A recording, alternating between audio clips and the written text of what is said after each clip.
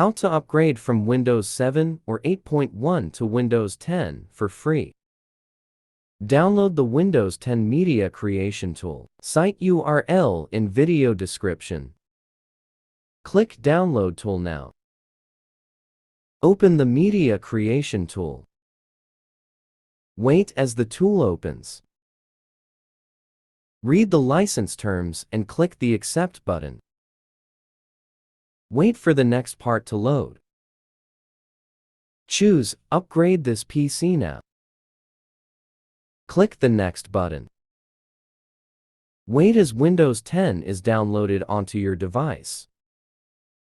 Click Change what to keep. Click the Install button.